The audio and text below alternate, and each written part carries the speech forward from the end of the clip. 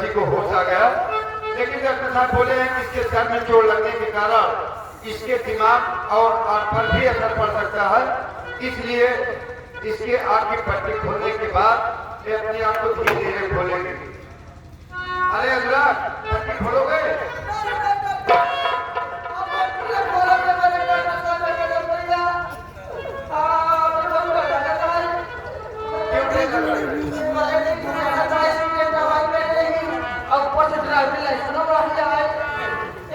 चलो ठीक है, बैठ जाओ, मैं खोलूंगा।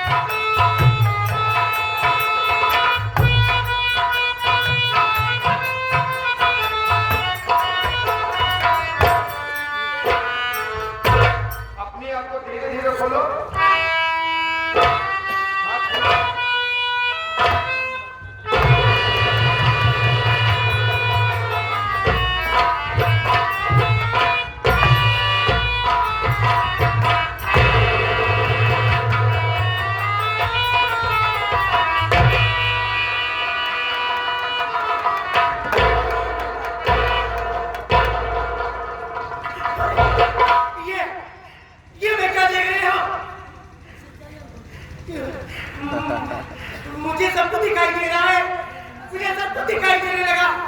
अब मैं फिर से पूरी दुनिया देख सकती हूँ। ये भगवान, ये आपका धन्यवाद।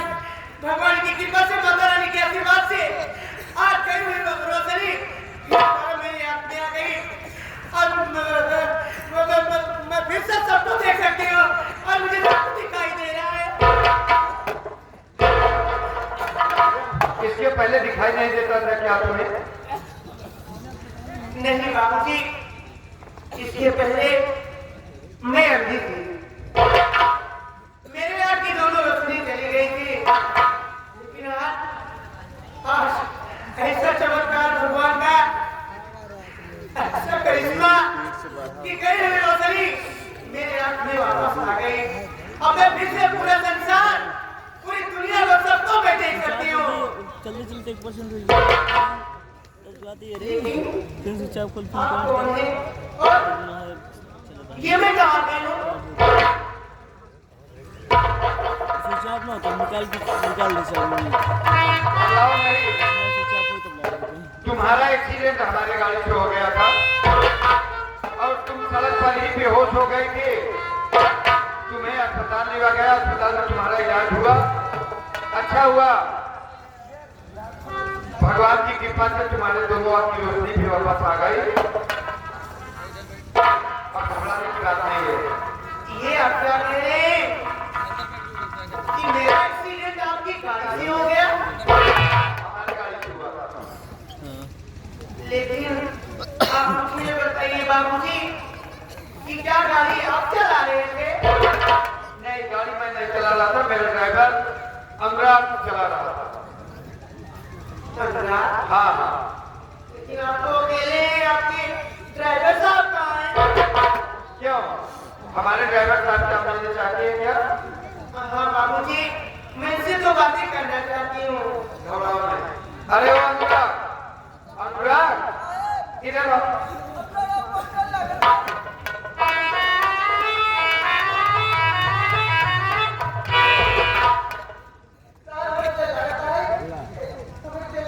अरे जिस लड़की का तुमने एक्सीडेंट कर दिया था उसे होश आ गया और उसे को दोनों आंख से दिखाई भी देने लगा, तो तुमको भूल गए, तुमसे तो बात करना चाहती है।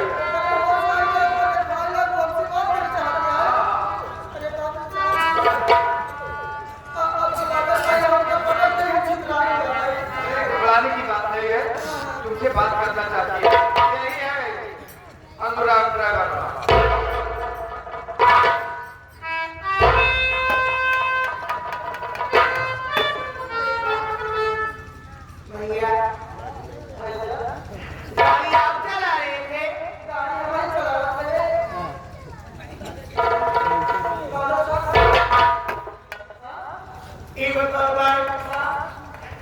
गाड़ी चला मान ले हम आने ले का तू आना ले मैंने कैसे लड़ाया कैसे लड़ाया अगर हम मर गई हो तो मेरे घर के जवाब दे यार हाँ दरअसल में गाड़ी अच्छे हम चलाई थी कि हम ब्रिज में पहुंचे छोड़ ब्रिज में जब इसकी लेकर होगा तो ना हम छोड़ पड़ जाए तो जब बात नहीं होता ना तो करे बात हम काका की स्टेरिंग पर मुंह रख कर तो करे बात फिर काका के हाथ से दबा दिया अब जब हाथ से इसकी लेकर तो वो लेकर तो चली जाए और इसकी टेस्ट हो गया चलिए कोई बात नहीं, घबराने की बात नहीं है। तुम अपने घर का नाम पता अपने परिवार वालों के बारे में बताओ, मैं तुमको तुम्हारे घर परिवार में छोड़ देता हूँ। अब तुम ठीक हो गए हो। मेरा नाम किरण है मेरा नाम किरण है और मैं चंदनपुर गांव की रहने वाली हूँ। घर में मेरी बूढ़ी माँ है। मेरी माँ का नाम पार्वती है। क्या नाम? पार्वती। और मेरे घर में मेरी माँ के सिवा कोई नहीं है। लेकिन मैं इतनी गरीब घर की बेटी हूँ, कभी जब से जानने लायक हुई आज तक कभी मेरे घर से गरीबी नहीं गई। मुझे और मेरी माँ को कोई सहारा देने वाला नहीं था। मेरे घर का खर्च नहीं लगा था। मैं अपने ही गाँव में दूसरे के यहाँ काम करने जाने लगी। मेरे मालिक का नाम बाबू शेख नारायण था। एक मेरी मालकन थी। मेरे मालिक के पास एक बेटा था जिसका नाम चंदन था। चंदन भैया इतने अच्छे इंसान थे, इतने अच्छे इंसान थे कि शायद किसी के घर परिवार में ऐसे इंसान होगा। मैं चंदन भैया के घर की नौकरानी थी, लेकिन मेरी मजबूरी लाचारी देख करके चंदन भैया मुझे कभी नौकरानी की निगाह से नहीं देखे। मुझे हमेशा अपनी सगी बहन से बढ़ करके जाते थे। एक दिन की बात है, मेरी मालकिन मुझे मार रही थी। मेरे भैया चंदन आ गए और मुझे बचा करके मालकिन को दो चार शब्द कह दिए। मालकिन को बुरा लग गया। जा करके मालिक को बता दी। मालिक को विश्वास हो गया कि चंदन ऐसा कहा होगा। मालकिन मालिक को बुला करके आए और चंदन भैया से पूछने लगे। मेरे मालिक सोचे समझे नहीं, चंदन भैया को मारने लगे और मार करके ये बोले कि हरामखोर चंदन, तूने आके गाली दिया, अपनी माँ को गाली दिया। हरामखोर ये सुन ले, तू मेरा सगा औलाद नहीं है। मैं काशी विश्वनाथ मंदिर में दर्शन करने गया था। मैं वहीं से तुझे पढ़वा लाया था। तू मेरा सगा औलाद नहीं है। मैं सिर्फ तेरी परवरिश किया हूँ और आज से तू मेरा बेटा नहीं है। इसी वक्त तू मेरा घर छोड़ करके यहाँ से चला जा। भैया उसी दिन से घर छोड़कर चले गए और जब से गए आज तक चंदन भैया लौट कर दोबारा वापस नहीं आया। और मेरे मालिक मुझे भी मार करके बोले कि किरण आज के बाद मेरे घर में काम करने मत आना। जब से चंदन भैया गए तब से मेरे चंदन भैया से मुझसे एक बार भी मुलाकात नहीं।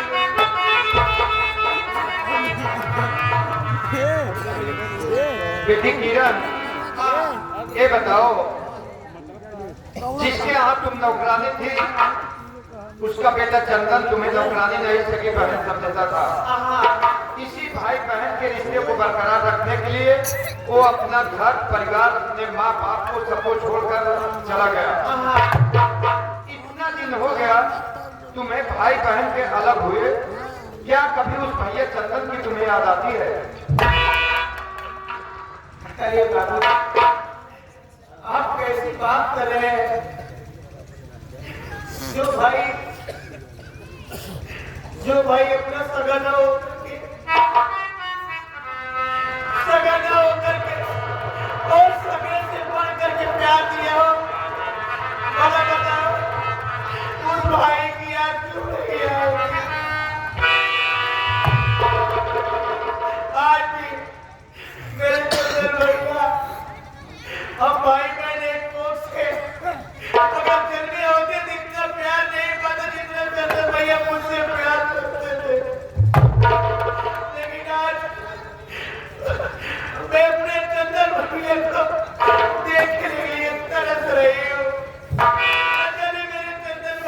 वक्त खाओ। तो अपने भैया चंदन से मिलना चाहती हो? क्यों नहीं मिलूंगी? मैं अपने भैया का चेहरा तो नहीं देखती हूँ, अपने भैया का चेहरा नहीं देखती हूँ, लेकिन अपने भैया की आवाज से आवाज से मैं पहचान लूंगी। घबराओ नहीं, मैं तुम्हारे भैया चंदन से तुमको मिलवाता हूँ। अरे आप तो ऐसे कह रहे हैं कि जैसे आप मेरे चंदन भैया को जानते हैं। बेटी जानता ही नहीं हूँ, बल्कि मेरे पास है तुम्हारा भैया चंदन। अगर तुम्हारा भाई बहन का रिश्ता सच्चा प्यार है, तो सच्चे प्यार से इंसान क्या भगवान भी मिल सकते हैं। जैसे आपने पुकार किया मेरी जान बचा करके दुनिया वालों में सामने कर दिए, वैसे आप जोड़ते हो। अगर आप चाहते हैं कि मेरे चंदन भैया कहाँ है या आपके पास है, तो मेरे चंदन भैया से मुझसे मिला लेकिन एक बात है आपसे, आप ये देखिए मेरे हाथ में रोशनी आ गई है। मैं सबसे पहले सूरज को देखता हूँ। जहाँ पर तुम्हारा एक्सीडेंट हुआ था वहाँ पर सूरज नाम का कोई व्यक्ति नहीं था। एक कोई सूरज नाम का आदमी होता तो मैं साथ में उसे भी लिवा के आता। वहाँ सूरज नाम का कोई आदमी नहीं था। आप मेरे भैया से मिला दीजिए। ठीक है, मैं मिलवाता हूँ। बेटा चंदन,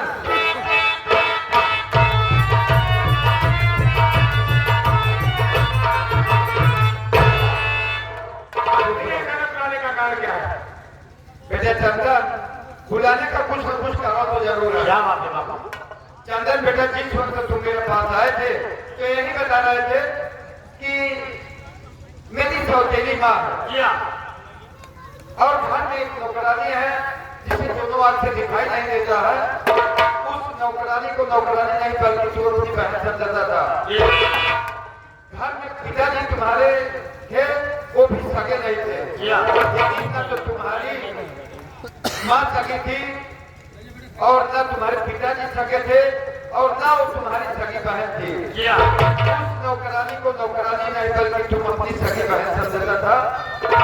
उसी भाई बहन के पवित्र रिश्ते को बरकरार रखने के लिए तुमने अपना परिवार, अपने माता पिता, अपना गांव, देश छोड़ करके तुम चले गए। क्या कभी उस बहन की तुम्हें याद आती है? बात आपने पूछा मुझसे बाबू। जिस बहन के लिए मैं अपनी जान की कुर्बानी आज भी दे सकता हूँ, बोला उस बहन की याद कैसे नहीं आएगी? जब उसकी याद आती है तो अकेले में बैठ कर एकदम तो मिटा लेता हूँ। बेटा चंदा, अपने बहन की रज मिलना चाहते हो? मेरी बात सुनिए।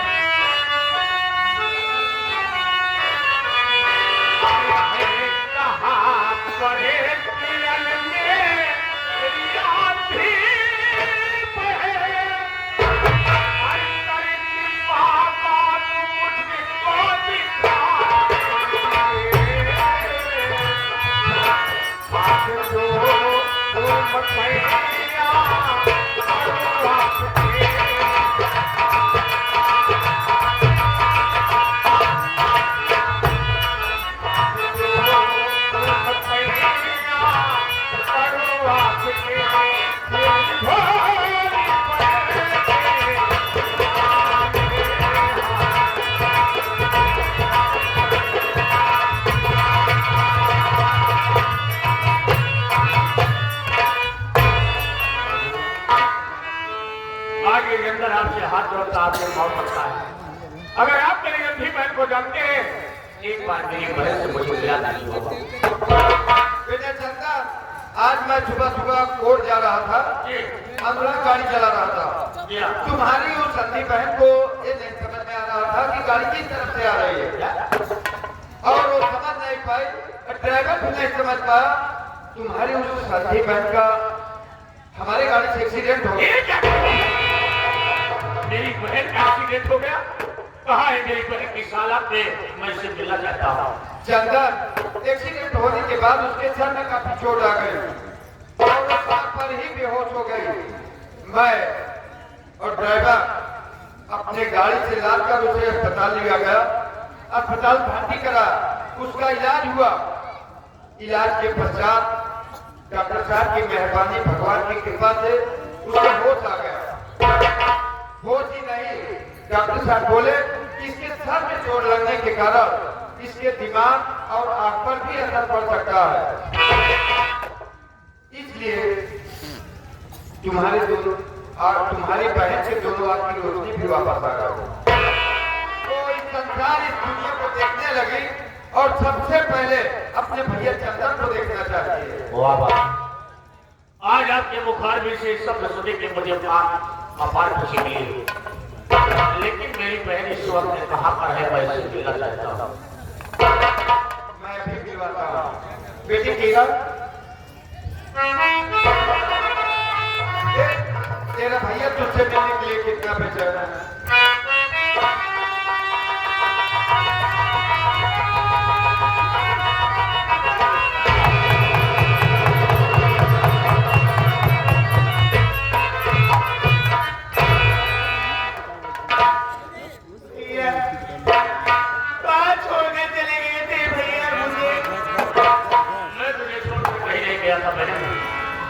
ये मेरी बदनसीबी है कि मैं तुझसे दूर हो गया। लेकिन भैया देखिए, आज ऐसा चमत्कार भगवान ने किया कि आपके की आंखों में रोशनी आ गई। अब मुझे कोई अंधी नहीं कह सकता भैया। लेकिन भैया क्या बात है? मेरा एक्सीडेंट से हो गया भैया। मैं सूरज को ढूंढने जा रही थी भैया। सूरज की बात करें, कौन है सूरज जिसे ढूंढने जा रहे थे? भैया आप जानना चाहते हैं कि सूरज कौन है? अगर मैं बताऊंगी तो आप मेरे पर नाराज हो जाएंगे भैया। अगर बताओगे नहीं मैं तो मुझे मालूम कैसे होगा। भैया सूरज नाम का एक लड़का है भैया।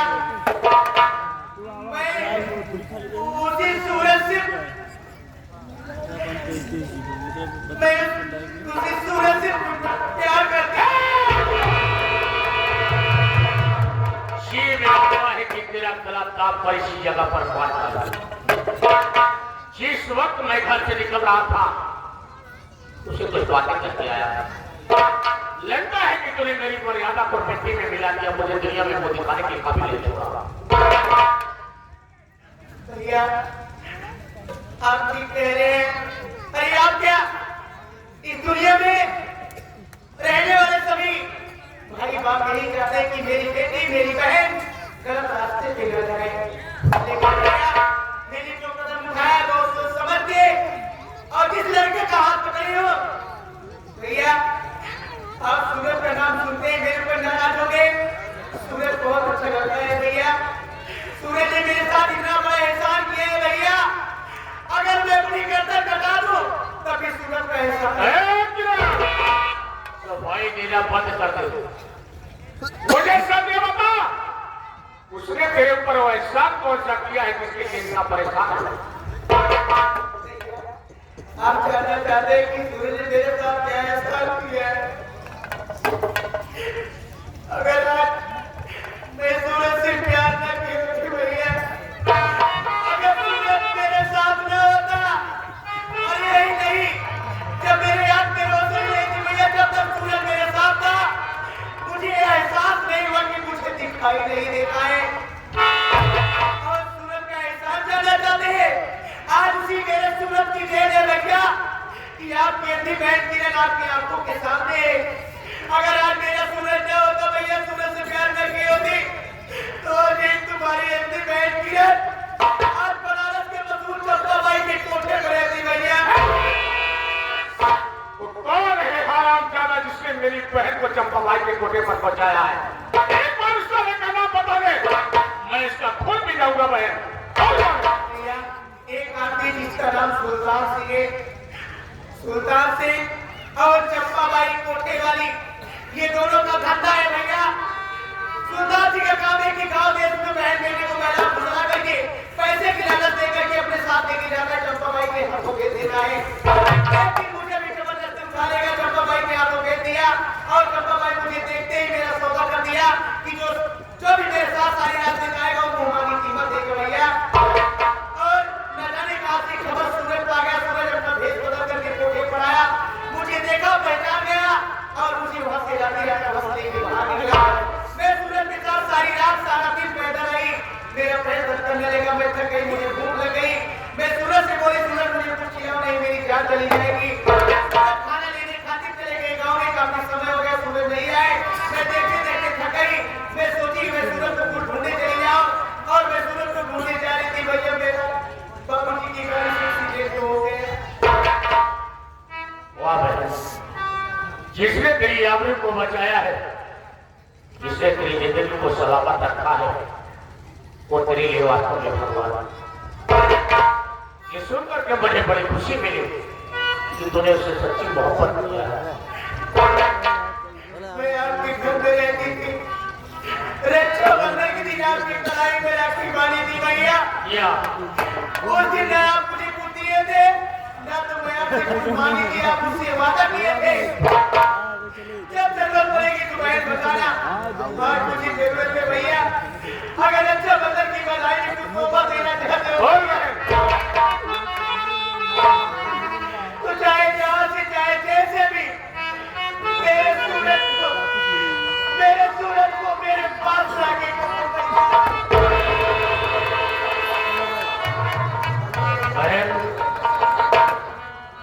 आज तूने अपनी राखी की बधाई सुहाग मांगा।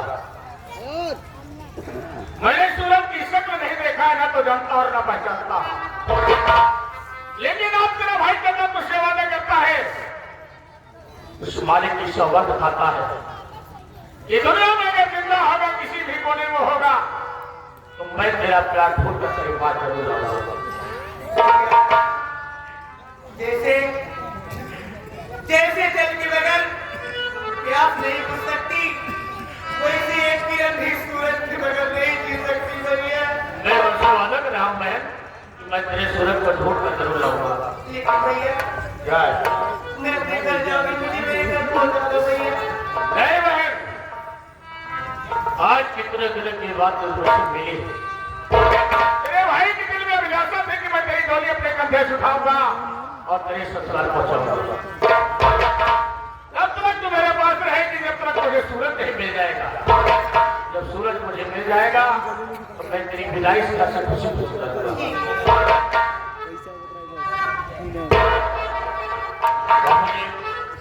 बताइए। आज कई वर्षों के बाद मेरी बहन को छुट्टी है, ये अपने घर जाना चाहती है, लेकिन इस साल आपको मैं इसे घर नहीं पहुंचाऊंगा। अगर आपकी इजाजत हो तो जब तक सूरज नहीं मिल जाता तब तक मेरी बहन मेरे पास रहेगी। सूरज मिल जाएगा तो इस घर से मैं अपनी बहन की खुशी खुशी बुलाई करूंगा। चंदन बेटा, इसमें पूछने की कोई आवश्यकता नहीं है, ना तो आदेश लेने की। जब तक सूरज नहीं मिल जाता है, सूरज के साथ किरण की शादी करके इसे ससुराल तक नहीं पहुंचाया जाता है, तब तक अपनी बेटी किरण अपने ही घर रहेगी।